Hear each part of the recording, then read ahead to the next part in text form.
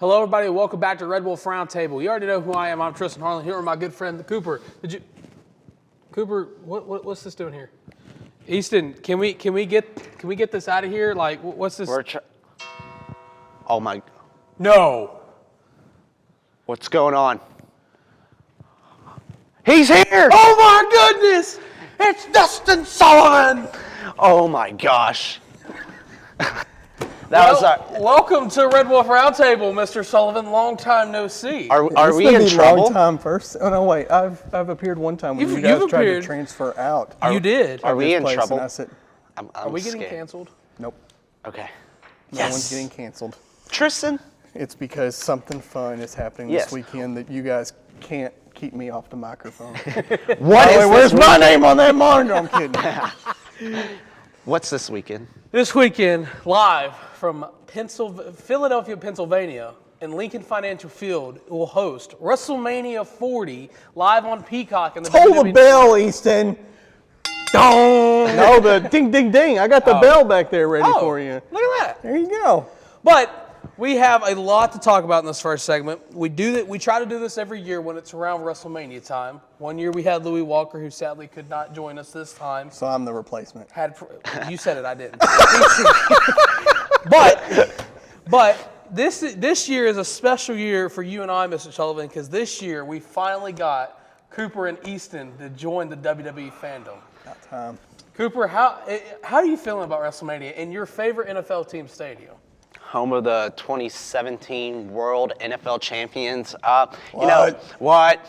You know, I'm excited. This is gonna be interesting for me. It's gonna be interesting. What? I'm gonna have to text Tristan. What? Ask him questions. What? What's going on? What? You know why? What? Because Cooper Meldo said so, and that's But looking ahead at this match card, there's a lot of implications on this match card, quite possibly the biggest WrestleMania of history. Mm-hmm. So looking at kind of the main ship match on Saturday, we have The Rock and Roman Reigns taking on Cody Rhodes and Seth freaking Rollins. Oh boy, I think it's important to note too, if Rhodes and Rollins win, the bloodline is banned from ringside. Yes. It's a straight one-on-one match. And So they say.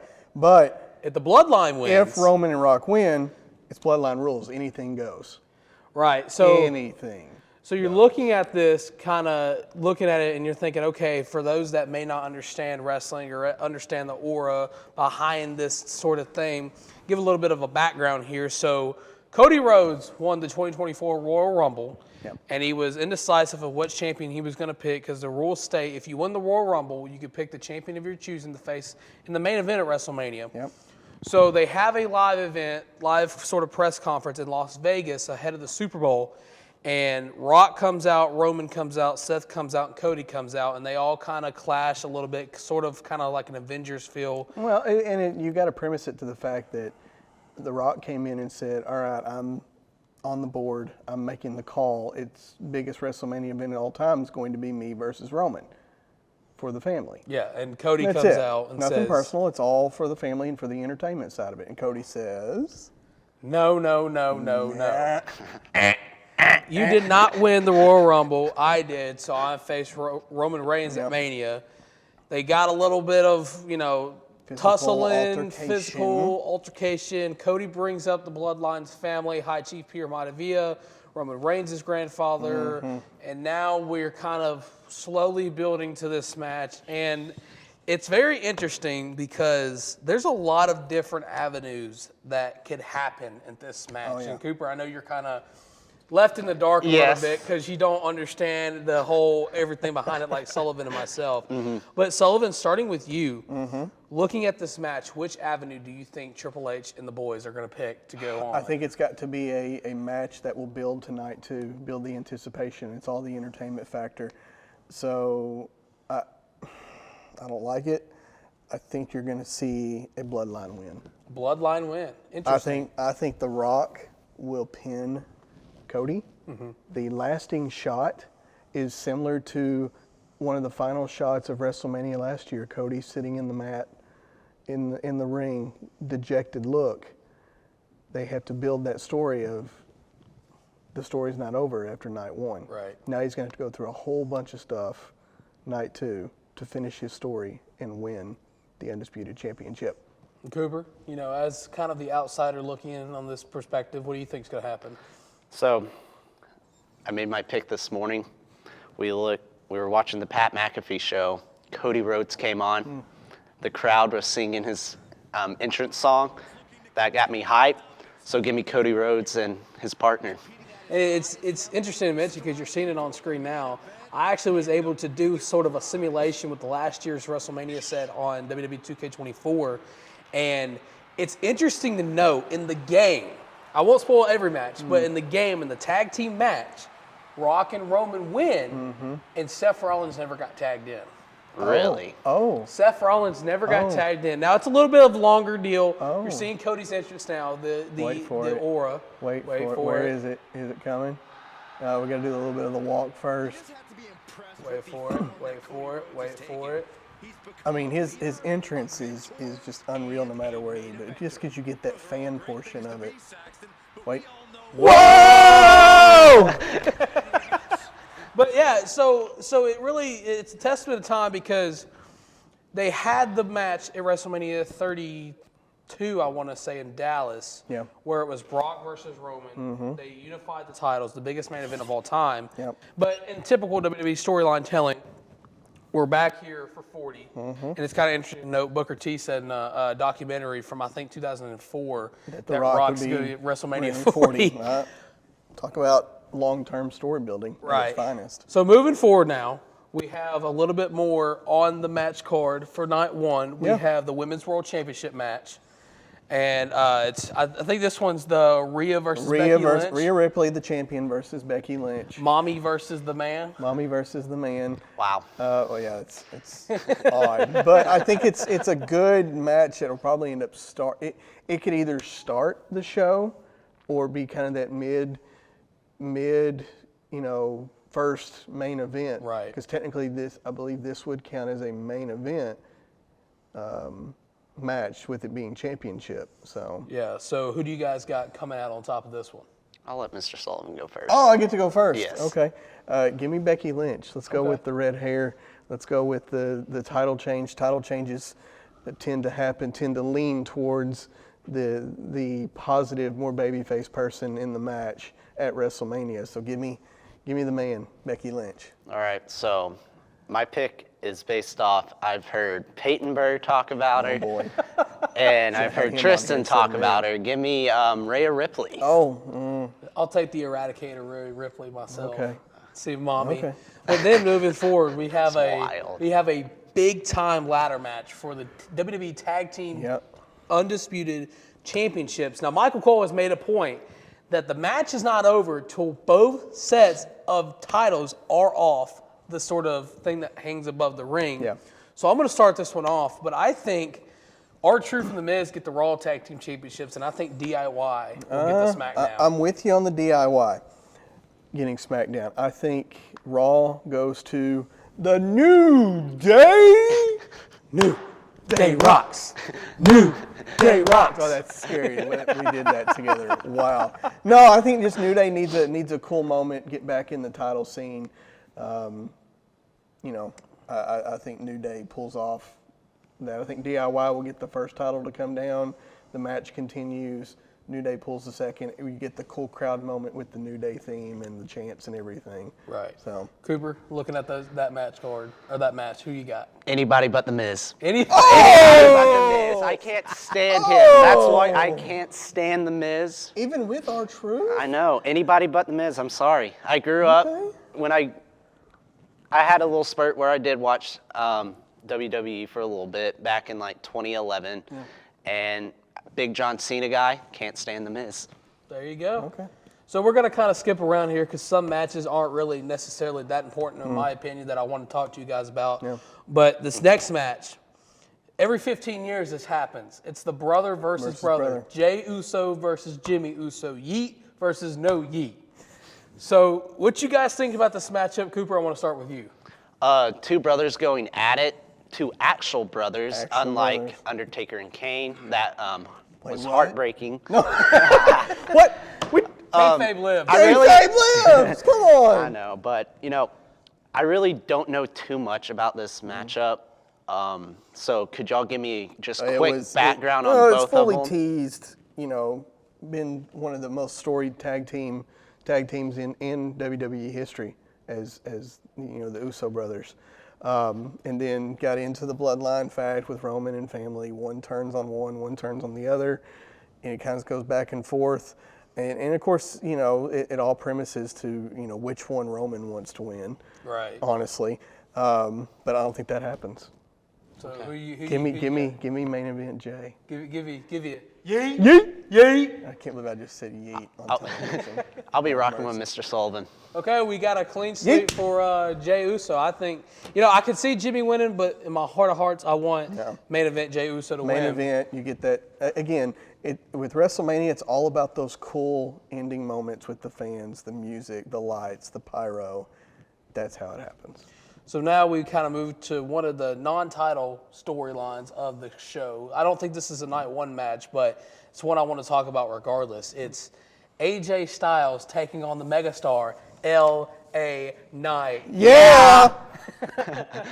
So this match is kind of premised as, AJ not liking LA Knight for stepping over him when AJ gets hurt, and LA Knight kind of moves into the main title scene on SmackDown, and, they clash. They have brawls at AJ's house. They have brawls at main event WrestleMania Fan Access Day, which actually that just transpired not long ago where AJ had a bloody nose.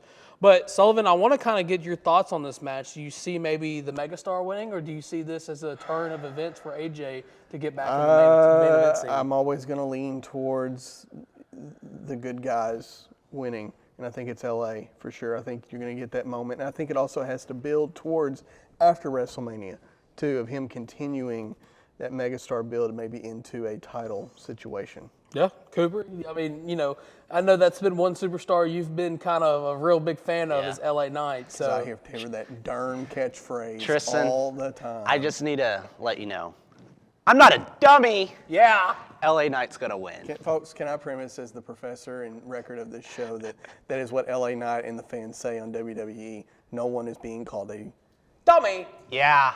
Okay. Carry on, gentlemen. I think this match is going to be... Hear all that, literally. This is so much fun. I think this match is going to be a decent match on night 2. I think that's where it's kind of slotted to be. Yes, but it is. I believe LA Knight wins this one, kind of pushes into the title card scene. Maybe AJ is, maybe they have another match down the line, but for right now in this one, I think LA Knight takes it. Yeah.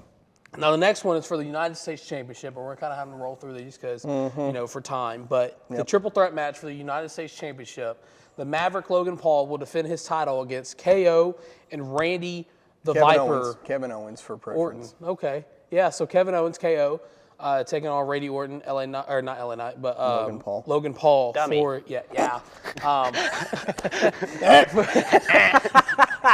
taking those on for the United States Championship, and Logan Paul's social media star before he got to the company. Cooper, starting with you, who do you got for the U.S. Championship? Randy Orton's I'm gonna steal what you said, RKO Logan Paul, out of nowhere. I'll just do something here and know who I'm picking. Ready? Oh no. Randy Orton. Give me Randy Orton. I thought you were about to RKO Tristan for a second. You never know. Oh no. Comes out of nowhere. Ooh. Slithering. Watch out, watch out. Interesting note, I think Kevin Owens will win this one. I think Really? Kevin Owens will win this one, and I think him and Randy Orton will kind of have a feud over the next couple months for it. And I think it gives Logan Paul kind of time to take a break, maybe focus on his impulsive podcast a little bit, doing some other things within the company. But I think Kevin Owens will take this one. So moving forward, we have another title match with one some people may call the most prestigious title in WWE history, the Intercontinental Championship. Gunther, the Ring General, Gunther, taking on Sami Zayn. Wish it was Chad Gable in this matchup against Gunther, but it's Sami Zayn nonetheless. Cooper, starting again with you. You have the Ring General, or do you have Sami Zayn? I was looking at the match card. Sami Zayn, that beard's awesome, so give me Sammy. Give me Gunther. keep the title reign going. I don't think Sammy's the one to bring it down. I think they'll eventually have a call up of some sort, maybe from NXT. Ooh, maybe. Okay. You never know. I like Gunther winning as well. Yep. Keep his title Banger for of much a longer. match, though. Absolute. And the final match that we're going to talk about because of time. I want to put one in real quick. Okay. I want to put the WWE Women's Championship in there. See, I wanted to talk about it, but you know what? I'm making that call. You're making the call. Io Sky versus Bayley. Io Sky versus Bayley. Bayley won the Royal Rumble, the Women's Royal Rumble. And she's not main eventing. Instead, she's taking on her former Damage Control partner in Io Sky / Io Shirai, depending on what you want to call her. Yep. But I think this match is kind of going to be, I think this is the show-stealing match of the night. It could be. I think this is the Rhea versus Charlotte Flair from last year. I think this match will knock it out of the park here. And I do want to say, no matter who wins this match, both competitors are going to be on sort of the uprising for the next couple months if we don't see somebody else from NXT make their debut on the Raw after WrestleMania. But for that match, I'm taking Bayley. I'm taking Bayley as well. That's the obvious choice, the Royal Rumble winner, getting her moment. She's been, Damage Control has controlled her throughout this build-up into Mania, and now she gets her return and wins the title. Okay, I'll be oddball. Give me Io Sky. Okay, Just, Io Sky. Sleeping on him. At first, I thought she was the girl that won the Elimination Chamber earlier this year. Gotcha. I think, are you talking about Asuka? Yeah.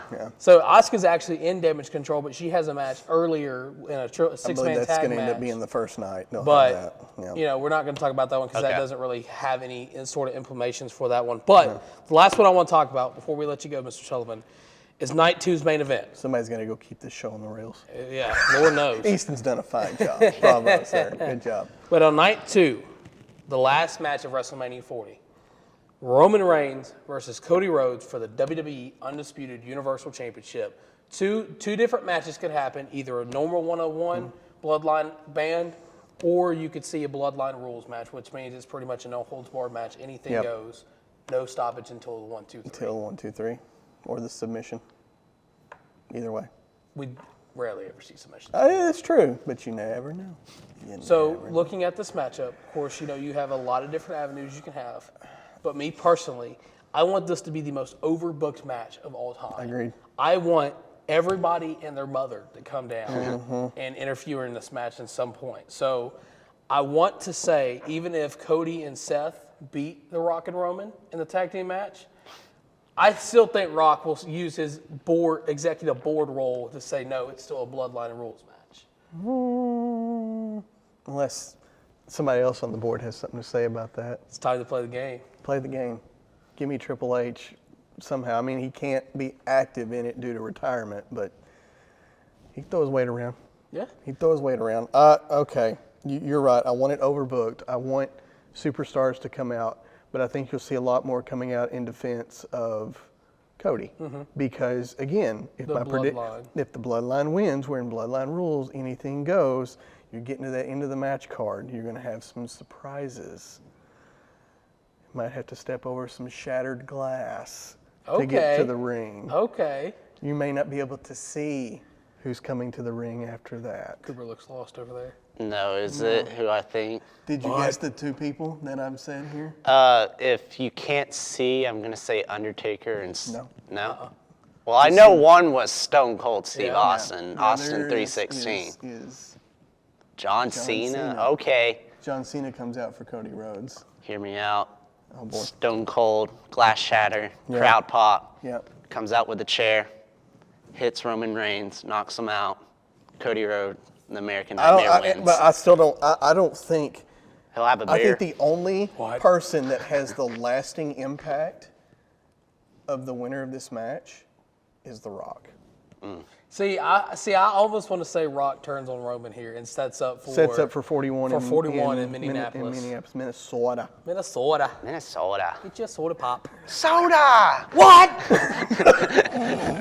No, I think because you want to build towards next year's Mania already.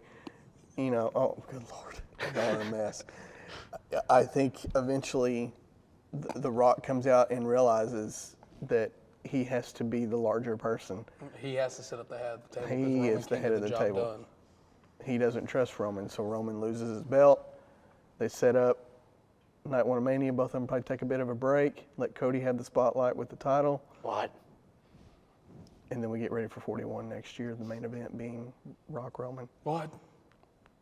Winner controls the bloodline forever. See, that sounds great and all, but I just think that the Rock Roman match doesn't need a title. No, it doesn't need a title. I think if Cody wins at Mania, then we may see some new stars kind of start to come into the title scene, like a Braun Breaker, maybe a Carmelo Hayes from NXT. But this match, the biggest main event, in my opinion, since Stone Cold Rock at WrestleMania 16, I'm saying Cody Rhodes, the American Nightmare, finishes I'm right there with you. Yeah. Finish the story with a little help. Oh, yeah. Like I said, I want to be overbooked. I want to see everybody come out. I want to see Cody's mom get the weight belt and slap Rock over the back with it. Yes. That would be chef's kiss to the TV. But beautiful. Cooper. Yes. Cody Roman, Universal Undisputed WWE Championship. Who do you got? American Nightmare. Yep. I'm right there with you. Give me Cody. So, Mr. Sullivan, we want to say thank you for joining us. Hopefully it will be a reoccurrence in the future. Yep. Now it's time to go back to the control room. Wait for it. Can I do it? Hey! Send you to the control room. Guys, when we come back here at Red Wolf Roundtable, we're going to be talking about some men's basketball. Stick around. We'll be back after this.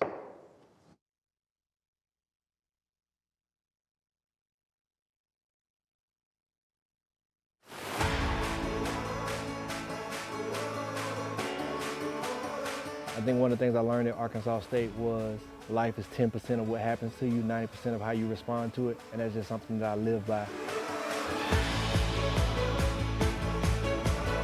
A-State is home, and they're going to treat you like you're a part of the family.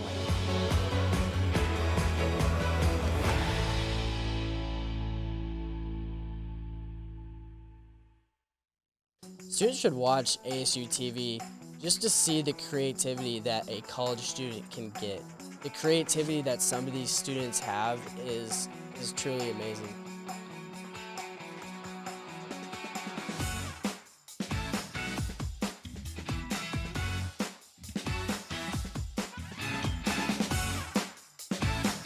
Getting that experience can really just take you further, and I feel like our program does that for a lot of students.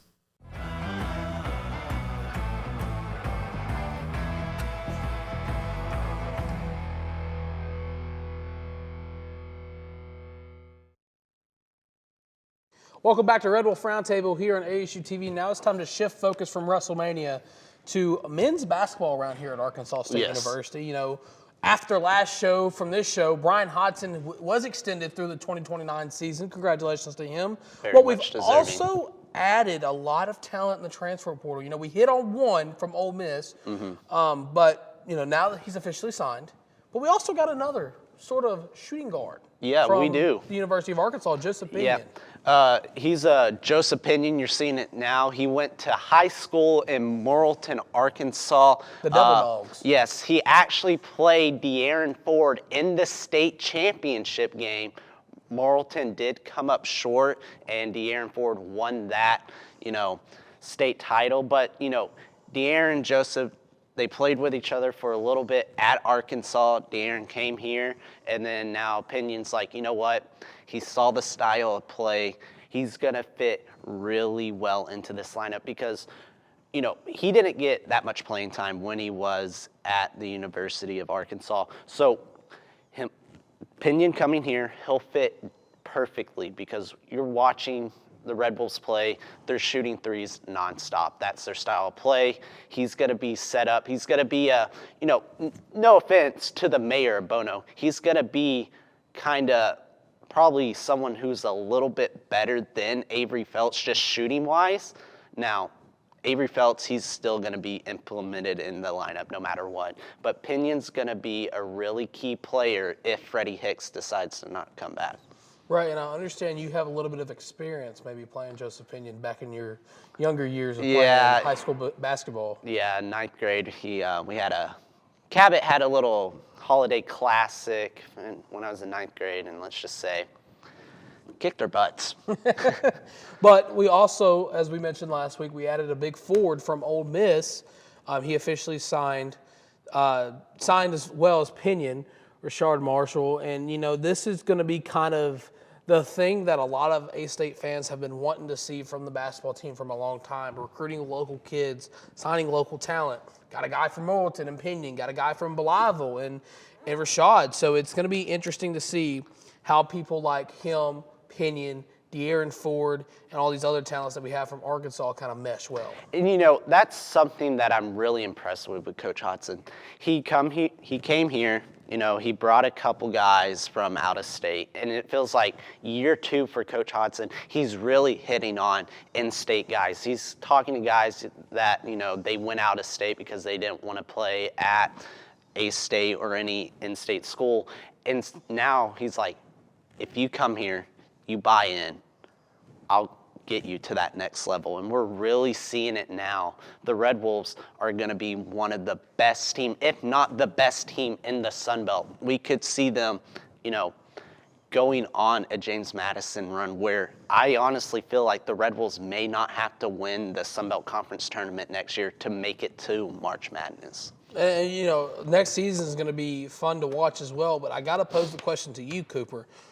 Did year 1 for Hodson, with the record-breaking attendance, with the national televised television game, making a postseason tournament, does that add any pressure to maybe some of the guys that are still on the roster from last season?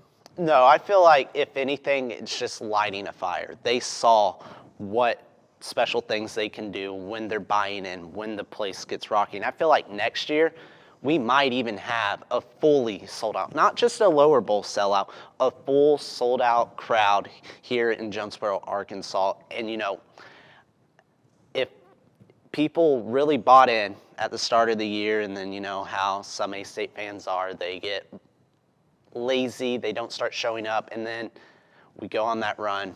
We have that game against Troy. I'm going to call it now. We are going to have at least 4 televised games next year. 4? 4. And I'm not counting the games when we go, we play at, like, say, Wisconsin and it gets on the Big Ten Network. But I'm talking about Sun Belt Conference play. What? James Madison will be one. Troy will be one. App State will be one. And then let's give me Southern Miss. Interesting. Yeah. Okay. I mean, look, don't get me wrong. I like it. I like it a lot. That means less events I have to work. But Yeah. I don't know. I think it's too early to tell, especially since we haven't seen any sort of non-con schedule or the Sun Belt Conference schedule, which we won't see for a while. I'm hoping we play a team over across the Mississippi River in the Mid-South of Memphis, Tennessee next season, but we'll just have to wait and see on that one. But, just looking at it from kind of a bigger circle kind of things, Cooper, and, I really like where you're going so far. Where do you see maybe Pinion and Rashad fitting in? Do you see him coming in off the bench? Do you see him starting? Like, where's your mind go with that? I really could see De'Aaron Ford over the offseason really get almost transition into a point guard and then maybe Pinion into a little bit small forward. But I feel like Isaiah Nelson and Marshall are going to be starting together. They're going to be a 2 dynamic duo that are going to be tough to deal with. Yeah, and I really would like to see that. But you also got to remember someone as electrifying as Terrence Ford coming off his redshirted season as well.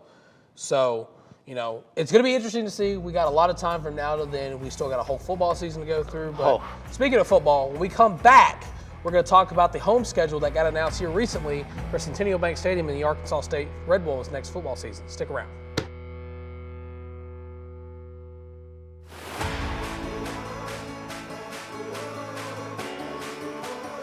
I think one of the things I learned at Arkansas State was life is 10% of what happens to you, 90% of how you respond to it, and that's just something that I live by. A-State is home, and they're going to treat you like you're a part of the family.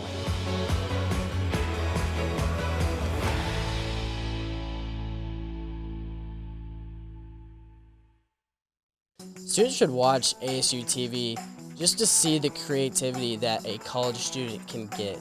The creativity that some of these students have is truly amazing.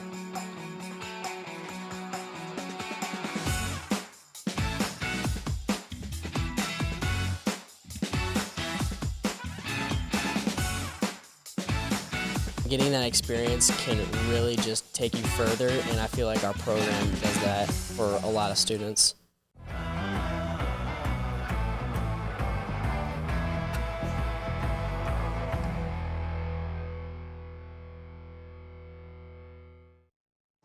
Welcome back to Red Wolf Roundtable here on ASU-TV. Now it's time to shift focus a little bit to some spring football. Spring games coming up in a little over a month. So, it's going to be interesting to see what the team looks like when we view the spring game. But the home kickoff times were announced here recently for the Arkansas State Red Wolves. And looking at this home schedule, Cooper, and I kind of want this graphic to stay up for a minute just so we can really dive into this. Which game do you see as the most easiest on the schedule, and which game do you see to be the most challenging? So I have a tie for most easy. Okay. First off, if you're looking at the very first home game against the Bears of Conway, easy win. There's no reason we should be losing to them. The only good thing about UCA is they have a purple and gray field, and that's the only reason they're relevant. They haven't been relevant since Scottie Pippen has been there. So easy win against UCA. And then you already know who the second easiest win is, ULM.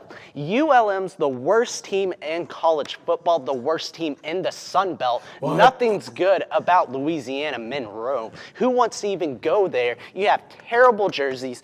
Maroon and yellow mustard, absolutely terrible. ULM, that's the second easiest win. We might as well put that as our homecoming game so everyone can watch us beat them by 45. Oh, my Lord.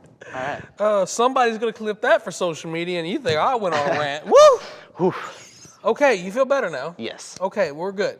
So, looking at the home schedule, you mentioned ULM and the University of Central Arkansas being the two easiest games, but what's kind of the most difficult games for that on that schedule? I would say maybe Tulsa. We played them, I would say, our freshman year when, we played at Tulsa because we played Washington that year. That might be a tough one, but if we're looking at Sun Belt Conference, I feel like the toughest home game, I feel like we can never beat South Alabama. I feel like that's going to be a tough one for us. Yeah, it usually is the Achilles heel, but shifting focus now to maybe some people on the team a little bit. Butch Jones has been known to say in certain press conferences that he loves competition, that, nobody is certain to start at a certain position as of right now. And, that may just be a coaching ploy to kind of keep opponents on your toes a little bit. But I want to ask you, coming from, the background that you come from with your daddy being a ball coach and you kind of being around the game of football for a while, Cooper, do you think competition is good for the team, especially coming off the season of last year? Yes, because you're coming off last year. You're looking at a bowl loss that we got taken away by the refs with a terrible onside kick call. We're not going to get into that. But you need competition throughout the year. You need to keep your players on their toes. Yes, you may have started last year, but you need to keep working. You need to be able to compete to keep that position. Even with this quarterback, everyone thinks Jalen Raynor's going to be the starting quarterback next year. He will be, in my opinion.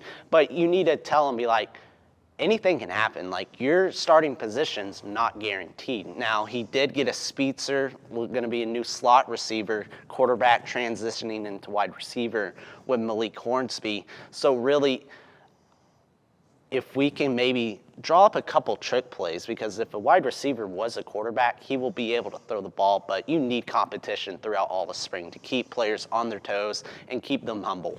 The Wild Wolf formation sounds really devious. The Wild Wolf. I like that. That's just something that came off. That's going to be something I add to the playbook in the new NCAA football game for the Arkansas State Red Wolves. I can't wait.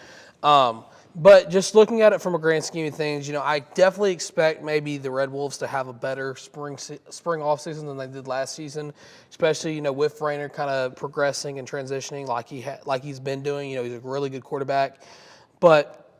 I love competition because we wouldn't have seen Jalen Rayner from last season if there's no quarterback battles because, Butch Jones could have stayed with J.T. Shrout, could have stayed with Jackson Daly. But, I'm really interested to see who stands up, who does good. But, Cooper, we're going to take another timeout. We're doing the TV media now. All right. When we come back, we're going to kind of hit on a little bit of different things and some baseball. Stick around, folks.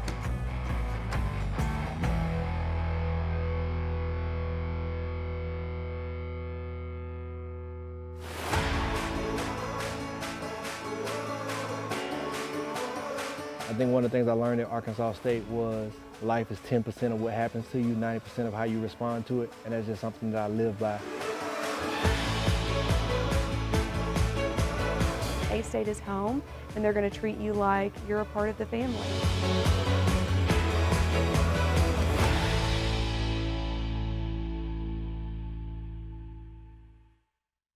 Students should watch ASU-TV just to see the creativity that a college student can get. The creativity that some of these students have is truly amazing.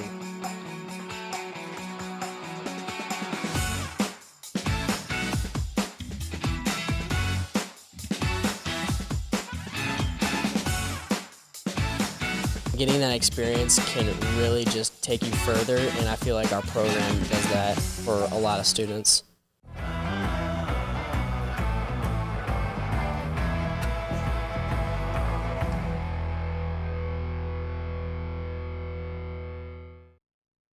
Welcome back to Red Wolf Roundtable here on ASU-TV. And before we kind of recap what's happened with ASU-TV Sports and some of the things with Red Wolf Roundtable here recently, I do want to shout out the bowling team. They defeated William Smith 2-0, and they will take on the winner of Vanderbilt and Merrimack at 2. But I just found out that Vanderbilt got upset by Merrimack, The I do defending believe. champion. The defending champs who Arkansas State played last year in the championship. But, so at 2 o'clock Central Time, the Red Wolves, they will take on Merrimack in a mega match. So I'm guessing that's how it works. I'm not sure how the bowling thing will transpire, but we'll make sure to keep you guys updated on that. So huge for the bowling team. Yes. But Cooper, looking at some of the things that ASU-TV Sports and myself and Mr. Sullivan and everybody involved has been able to do recently, we got a chance to work with the esports program. We did. And their big matchup between Caleb Fields and J17. I was able to kind of call the action alongside the director, Goody. Great guy. I hope to bring him on the show one day. But, I didn't expect to happen what happened. And that was Caleb Fields absolutely kind of having his way with J17 on the virtual basketball court. So does Caleb Fields still have, time left where he could join the esports team? He's done everything for the basketball team. Might as well go on a side quest and dominate 2K with the esports team. Well, I believe he was saying something about him leaving in May, so he may have a little bit of time. I'm not sure. He did kind of reach out on Twitter talking about maybe doing something with the whole Call of Duty thing that they also have. Mm-hmm. But I think it's going to be very interesting to see what this lies for ASU-TV and the esports program going down the line. As Caleb Fields he went off at the Pacers. I mean, he hit like 4 threes with Miles Turner. He had like 20 assists with Tyrese Halliburton. But it was absolutely pandemonium and craziness. But, I'm excited to see where everybody goes from here. This starts a long partnership with the esports program from us here at ASU-TV. Maybe we get involved in some way, playing some of their guys in some sports games, especially with the new college football game coming up. Ooh. But, switching focus now, I do just, again, want to say thank you to Goody and the esports program for allowing us to come out and do that production. Look forward to the next one in the future. But shifting focus now to the diamond of baseball. The Diamond Hogs absolutely defeated the Red Wolves by a score, I think, like 12 or 13-0. 13-0. And you're seeing the post-match stats on your screen now. And it was one-sided, and it wasn't a Red Wolf one-sided. Yeah, we only got one single hit. The game was actually cut short, run ruled in 7 innings. And, we played the number 1 team in the country. We got run rolled by Little Rock, so the fact we only got beat by 13, I count that as a moral victory for us. There's no moral victory. There's no moral victory, but when you get run rolled by Little Rock and then you have to go on the road to the number 1 team in the country. Yeah, so, this coming weekend, Arkansas State, they will travel to Troy, Alabama to play the Trojans in a 3-game Sun Belt Conference series, and you're seeing the kind of preview stats there. And the one I kind of want to mention, the two I want to mention, is the Sun Belt Conference home runs and the ERA. You're seeing the ERA, and both teams are up there in ERA, which is earned runs average, and the Sun Belt Conference home runs 4-6. And both of these teams actually, in their non-conference side of the schedule, have over 20 home runs for both these squads. So I'm interested to see, where the Troy series will go. Mm-hmm. I expect, at least Arkansas State to get 1 game, maybe bring some momentum back home. But I will say the detriment of the Red Wolves right now is that Will French is still hurt. Yes, losing Will French was a big killer for the team. He was one of the best leadoff hitters in the Sun Belt, so not having him is terrible. Yeah, so real quick, we're going to send it to the ASU-TV Sports Desk. JoJo, what do you think is going to happen in the Arkansas State-Troy series? Well, Tristan, kind of judging off the recent games, I mean, baseball, they've been, kind of taking some punishment. I don't really see things changing around, especially without their lead guy, Will French. But, it is Friday, which means it's a time for another episode from the ASU-TV Sports Desk. I'm JoJo Wallace, and this week we continue to spread on the spotlight on all the sports as we start by taking a look at bowling. And, like my good friend Tristan mentioned earlier, after making their 16th straight appearance in the NCAA Regionals, the Rebels play a game this afternoon at 2 p.m. in Rochester, New York, and you can watch this game on Bowl TV through the A-State Athletic page. Now, switching lanes here, we're going to talk a little bit about tennis. The Lady Red Wolves, looking to get over the hump. They, trying to overcome a 4-game losing streak. They play today in Statesboro, Georgia, against Georgia Southern, and you can watch this game on the Georgia Southern Athletics page. Now, it's time to talk about the champs. A-State Track and Field, the reigning conference champs, are in Oxford, Mississippi today at Ole Miss for the Joe Walker, not JoJo Wallace, Invitational, and this can be seen on the SEC Network Plus. You can stream there, support the champs. Now, that is it for this week's episode from the ASU-TV Sports Desk. I'm JoJo Wallace once again, reminding you guys that, let's brush our teeth. It's hot outside. Your breath don't need to be hot too, you know what I mean? Now back to Tristan and Cooper and the Red Wolf Roundtable crew. Thanks, JoJo. So, Cooper, it's been a fun episode here at Red Wolf Roundtable. We were able to bring our mentor, Mr. Sullivan, on, talk a little wrestling and WrestleMania 40. But next time when we come back, we're gonna recap WrestleMania, as we always do, and maybe there's a little bit of an award show coming up for the Red Wolf Roundtable crew. So, once again, guys, thank you for tuning in.